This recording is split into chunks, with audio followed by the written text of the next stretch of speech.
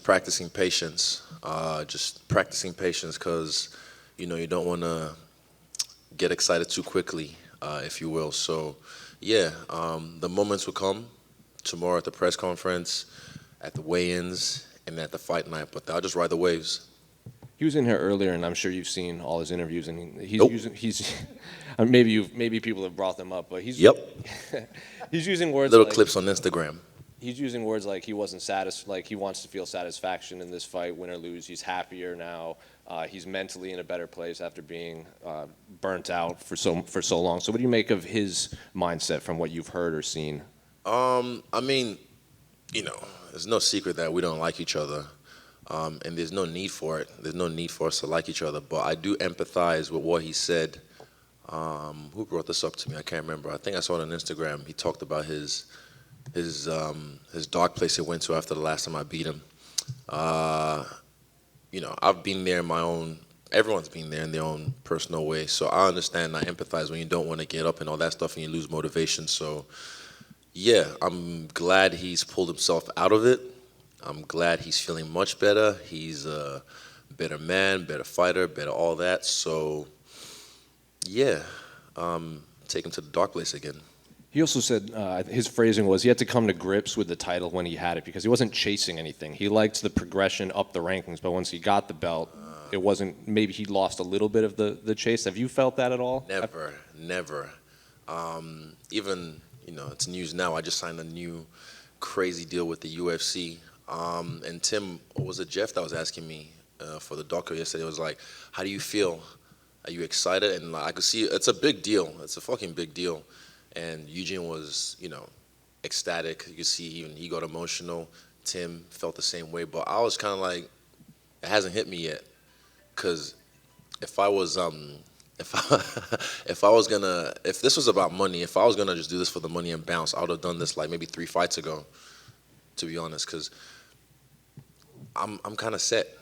I have one of the smartest men with money behind me who's helping me flip my money the smart way. But it's not about money. I love money. Don't get me wrong. I do this for the money, but it's not about money. This is about legacy. This is about martial arts. This is about learning. And yeah, I haven't lost that step. I'm still hungry. I'm 32. I'm fresh. I'm young. And I keep saying this week I've got the training camp. I went back to the young Izzy. The kid that was just soaking everything up and just be real curious, like, how does that work? Ooh, let me try that, and I'll do it the next day, and I'll be successful at it. Or if I fail, I'll try it again. So yeah, I haven't lost that step. I never did. What do you make of what the rest of the division happening right now? As the top, everyone's gunning for you. Sean Strickland just kind of threw his name into the title picture after his last performance. You got Cannonier and Brunson fighting below you. So what do you make of the rest of the division below you?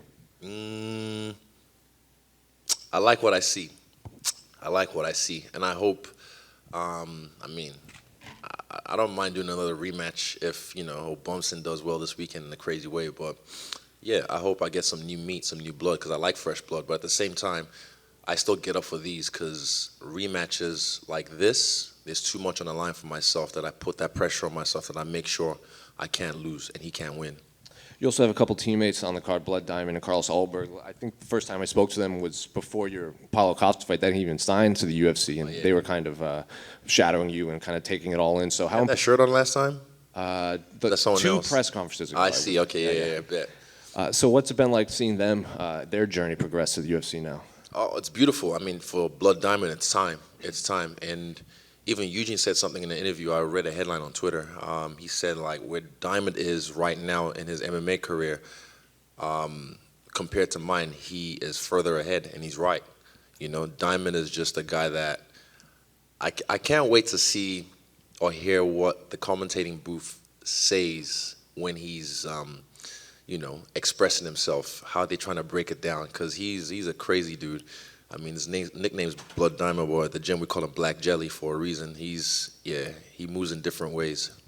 And finally, unrelated to this fight, I think in August you tweeted you were excited about the new Rick and Morty season. Did you catch up? Not yet. Is it out? Yeah, it's all on Hulu now. Oh, Hulu. We don't have Hulu in New Zealand. Sorry, we gotta wait till it's on Netflix or it's on the dark web so we can pirate that.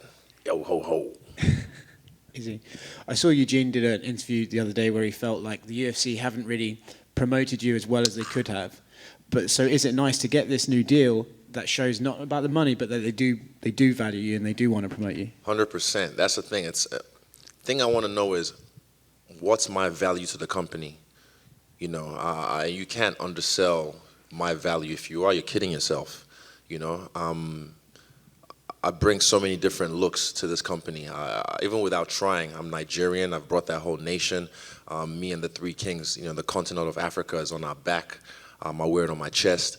We have the Oceania region looking at us. I'm a guy who crosses over into the mainstream so easily, you know, and I have this appeal that I know I've got that it thing. So I'm glad that the UFC is starting to see that. They've already known that. They've known this since the jump. Dana knew this since the jump, but yeah, I'm just the guy who deals with my dealings with the UFC behind the scenes, and I'm glad we came to an agreement with this new deal, and I look forward to, you know, this effect trickling down to the rest of the fighters.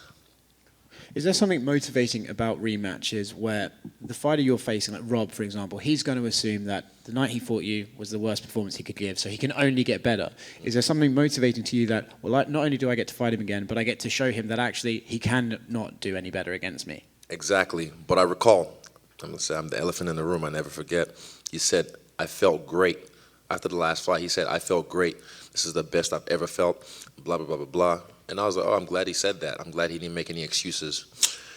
And from what I've heard now, it's like, I think Twist was saying, have you seen the interviews? I was like, nah. He's like, he's still a bit salty. I was like, huh, interesting. And I just left it at that. But yeah, I just, from what I've seen on Instagram, he just feels like sometimes he battles with himself with accepting it. Like sometimes he accepts it, and then sometimes he's just like, I hate to admit it, but he's right. I saw that on one of the clips on Instagram. He said, I hate to admit it, but he's right. But I'm like, bro, you should have listened to me in 2019 when I called it as it was. People thought I was talking shit. But nah, I was just speaking the truth. He wasn't acting himself. He was acting out of character, and I'm glad he's accepted that now. So, yeah, that makes him dangerous to me. That makes him really dangerous. But at the same time, same but different. Is that something that's important to a fighter, that they have to accept a loss to be able to benefit from it and grow from it, right? Yeah, look at me and Jan. After I lost that fight, I was just like, cool. Any loss I've ever had, I'm not too attached to the outcome. I'm getting better at that as I get older. I'm never too attached to the outcome. Even when I fought him last time, bro, if I had lost that fight, like I would have been the laughing stock of the internet. Like, look at this guy. He thought he was so cool with all that dancing shit, and he got knocked out. Fuck this guy. But nah, I put that shit on myself because I like to gamble. I'm a gambler. I like to roll the dice. You only have one life, so I put that on myself so I can exceed expectations, you know. And yeah, you just have to accept it. Like the Jan fight, when that happened, I was kind of like, okay, cool. All right, what's next? I never get attached to the outcome. It's all about the present and the journey, and just being myself and being in the present. Is he over here? Do you feel like this rebuild that he's had, this reinvention, everybody's saying that he's better than he ever was, do you think that that's totally warranted? Do you feel like part of it is just because you made him look the way he did, and he's just always been this good? Yeah, I think he's a good fighter. He's a good fighter, and I think he has gotten better. I'd be lying if I said he hasn't. But, you know, who was I saw on Twitter again. I have a lot of time during fight week, so I'm scrolling a lot. But I think it was Luke Thomas, yes, Morning Combat. They were saying, like, pretty much we know this. In MMA, we have recency bias. You know, you guys remember from the Y'all fight, oh, my God, this was so boring. No, he just runs away. And I was like, oh, really? Watch this.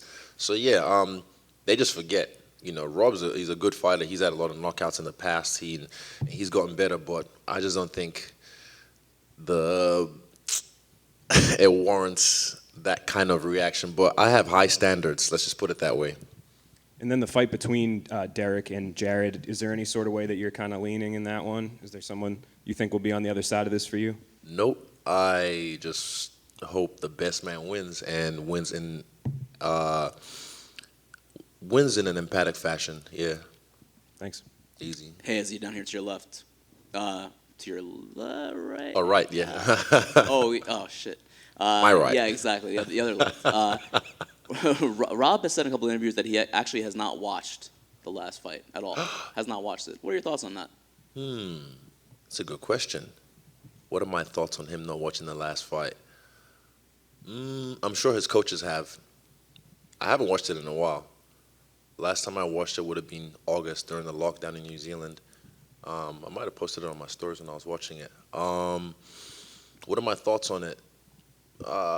Good for him. Maybe it's a psychological thing. He doesn't want to see that be replayed in his head over and over again. But I mean, there's a reason I brought my high top fade back. I have to remind him. You know, I had the low Caesar for a while for the Costa fight and the Vittori fight, but I brought the high top fade back just to remind him. So when he steps across the cage from me, deja vu. Any other things you'll do the same as the first fight? Little dance at the beginning? Everyone asked that. That only worked because it was a surprise. That worked because of the impact of that moment, and it was just like I caught everyone off guard. That's why it had an impact. But like I said, I'm feeling like Fight Island on this fight. I remember I was feeling dark. I said that, and I was like, I just want to go in there and handle business. So I'm gonna do just that. Assassinate. You said that the new contract with UFC is a crazy deal. Can you tell us a little bit about how crazy it is? Nope. I'm honestly. Between us. Who's watching? Yeah, no one's exactly. watching. Yeah. Where's my babysitter? Is he around? Nah, I can't say shit. But yeah. Look. I love the UFC. I've looked at this company and I've wanted to be in this company for so long, and I love the fact that we've gotten to this agreement finally. Side note: I just signed for this fight, this actual bout this week. So yeah, let you know how deep we went. But I'm glad we came to this agreement. I'm glad we have a good working relationship. And like I said, with everything that's happening right now, this will trickle down to the rest of the fighters. And it's only going to be great for the company. It's only going to be great for the company. But yeah, just give it time.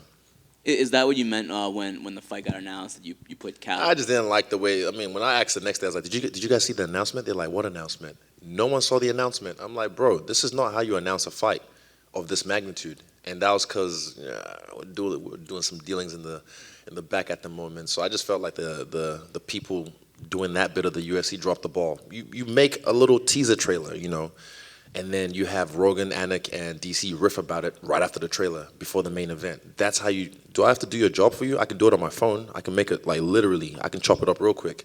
But yeah, so I was just like, the fuck? What kind of announcement is that? Just a little banner like, okay, that's it. No, you don't do that for a championship fight of this magnitude when it's in Texas. Everything's bigger in Texas, right? There's better ways to do that. So that was me expressing myself with a little cap emoji. Thank you. Cool. Right here, is he?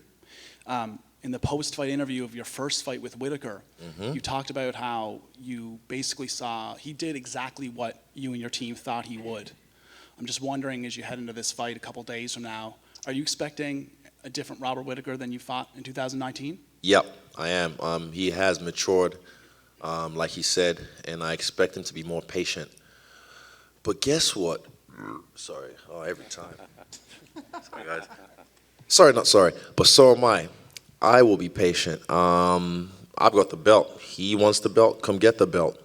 I don't have to do shit. I just have to wait for him to do work because I'm the one with the belt. But, this could be me just telling fibs as well. I might have my own secret plans that I want to do. But, yeah, he's going to come different. He's not going to do what he did the first time because he'd be silly to do so. The same shots I caught him with in the first fight, leading up to the knockout, I was already catching him with it from the first round. Check, right hook, all that stuff. I've been catching people with it in training. And it's like, I don't want to give too much away, but I've got 3 ways I can win this fight. The left hand has found its mark a lot in the last fights as well. I find that's not something that's talked about a lot, but you go back and look at your last 3 finishes, I believe it is. That left hand finds its mark every time. It's right there. I'm glad you're saying all this because this is coming from when I came into the UFC. Everyone was like, oh, he has no knockout power. He's just too skinny. But then, I'm finding ways to put people away with these lanky limbs. But I have other ways to finish fights. This is MMA. This is why I came into this game, because I didn't want some nerd in pajamas with a blue belt to be able to beat me up as a kickboxer. So I humbled myself, and I learned the game of grappling, jiu-jitsu, wrestling, judo, sambo, all that stuff, so I can be a full-fledged, actualized fighter. Hi, Izzy, over here. Hands up? Yeah, Just so I can. Yeah, there we go. you have one of the best nicknames in MMA, the Last Style Bender. Appreciate it. You're obviously an avatar in this state, but However, if you had to choose one element between air, water, earth, and fire, what would This it to be and me, why? if I had to choose one, why you gotta do this to me? Probably, God, I'm the Avatar. I can't. But if I had to pick one, which tribe I was from or what element, fuck. How much time do you have? Don't you have Toph tattooed on? I know. I want to say Earth, but I know. Okay, I know. But Earth. I'm a water sign, by the way. That's my fucking retrograde, get a grade, all that stuff. But yeah, Earth. Okay, well, let's go with Earth. And then you did some voice acting work in boxing. Bucky, yeah. Would you, if they ever make Yes. like another Avatar, would you be interested in voice acting a character from there? Yes, 100%. This is just MMA fighting is just, one aspect of my life that I can't do forever. Eventually, you're gonna hear me on Disney. You're gonna hear me on Pixar. You're gonna hear me probably in the Avatar series. You'll see me in a cameo and some other stuff. I was meant to be in a really big movie that was coming out, that was being filmed in last year after my last fight. But I didn't have an O visa. You needed one of those to film, and there's all these logistics. But yeah, like I said, I cross over very well into the mainstream, very well. So after my fighting career is done, look for Freestyle Bender on YouTube to blow up crazy, and also you'll see me in video games and animations. And if they had to make a movie about you, whether it's anime or live action, which actor would you like to play as yourself? Which actor? Pete Davidson. Nice, thank you. Is he just over here, man? Yeah, what's up? Connor recently tweeted saying you're one of the last remaining high-level fighters in the roster. I was just wondering, what does that mean to you hearing that from someone like Connor? Real recognize real. He's we're on the same team when it comes to Paradigm. G Pizzle.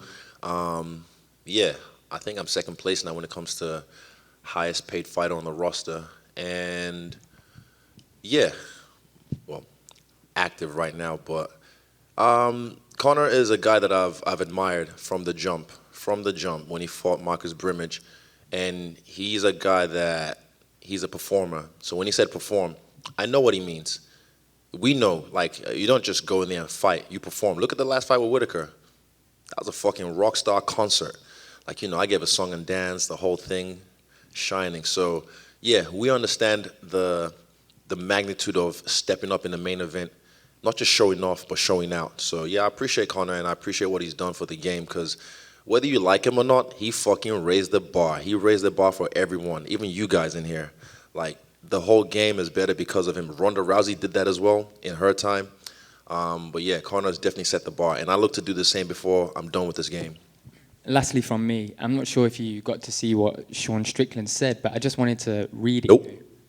Well, can I read it and get your thoughts? Okay. If Izzy beats Whitaker, he's walked through all of the top 5. Let's get some fresh blood. I'm the one, dude. I'm the Huckleberry. Let's go. What's Huckleberry? I don't know. It sounds funny.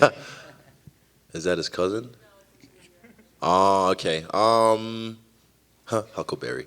Yeah, I do. I like fresh meat. I like fresh blood, and we'll see. We'll see after this weekend. I got to see what, Bumson and Cannonier do this weekend, and we'll see. I like. That's gonna make a lot of money if me and him actually get to fight. Trust, because I'm not. I'm a bit of a troll, but I keep it on the wraps. But yeah, if that happens, it happens. But we'll see after this weekend. Is there one more quick and down for you? You obviously, a lot of anime fans gravitate toward you, but Roxanne Modafferi is retiring this weekend after her 50th fight. I just want to hear your thoughts on her as a fighter and her career. Roxanne is the happy warrior. She's one of those people. She's just a gem, and I've met her a few times, and she was in my locker room. I can't remember, either for New York or for the Tough 27 finale. I'm glad I met her. She's a gem. She's such a pure soul. And who doesn't like Roxanne Modafferi? If you don't, fuck you. Honestly, if anyone ever says, I don't like her, because I'm like, fuck you, you're an asshole, because she's such a purist of this game. She embodies the meaning of a martial artist, someone who, she's not the most athletically gifted. She's not you wouldn't say she's the craziest athlete or craziest fighter, but as a martial artist, she is fine. She is finesse, and she does a great job at it. So, and also one thing I know is that she's one of the, I think I read this somewhere. Someone said she's one of the last of the OGs for women's MMA. One of the girls that started, in women's MMA and still doing it. Kind of like, I don't know, like a Randy Couture was, in his heyday. But yeah, she'll be missed, and I'm gonna keep up with her and her antics on Instagram. Yeah, she's fun to watch. She's an anime lover, and I just like she. If you see Roxanne, you just she's a happy warrior. So yeah, I respect her and I love what she does, and yeah, I hope she has She has a tough opponent ahead of her with King Casey, but I hope she has a good outing before her retirement. And yeah, she deserves it. She deserves to ride to the sunset and have the UFC look after her after this fight. It's also her 50th fight. Could you see yourself reaching 50? Bruh, I've had over 100 fights in fighting. So, what am I right now? Probably not. Excuse me. Probably not. I'm just. My God, I'm young. I got other things to do, man. Fighting is only part of my life, so I'm not gonna be here, being that guy trying to fight for, some money at 45 or whatever. I'm gonna be in here. I'm still fresh, have my wits about me. I'm making my goddamn money, catching bags, and I'm getting the fuck out.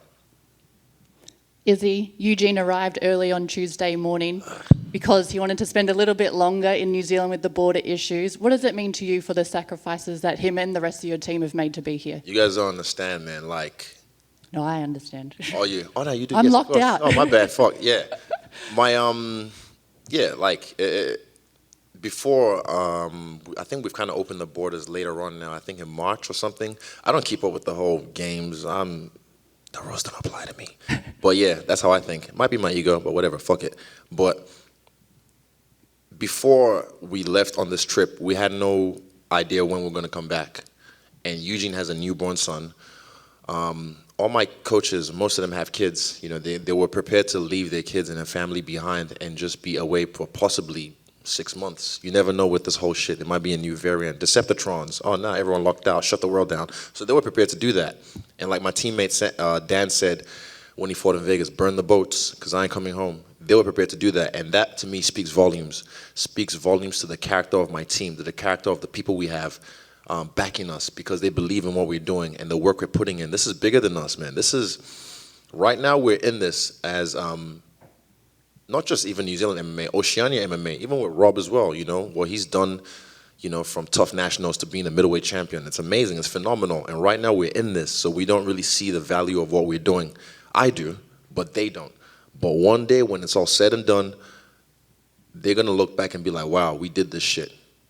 Not just me, not just Rob, all of us, the teammates, our coaches, and the sacrifices we're making right now is for the greater good and for the next generation of fighters that we have coming up because we got some killers coming up. So, yeah, we're prepared to make those sacrifices, and I'm glad I have a team who is selfless enough to make those sacrifices regardless of the implications. So, yeah, it means that I get chills thinking about it because it's hard for someone to do, man. I know how much Eugene loves his family. I know how much that man loves his family. So, yeah, I'm blessed to have the team. We're blessed to have the team that we have. And what does it mean for you to be here as part of the Three Kings with your brothers from Aotearoa? Will you get to see some of their fights? Oh, 100%. I'm going there to watch Diamond's fight, first of the night. I'm not missing that for the world. You can't pay me to miss that. I want to see Black Jelly live. You know what I'm saying? And I want to see the Blackjack do his thing as well, redeem himself, because I know what he can do. So, yeah, I'll do that, pop back home, because I don't think I make it here till 9 o'clock. So, yeah, I'll do that, and then come in and clock in.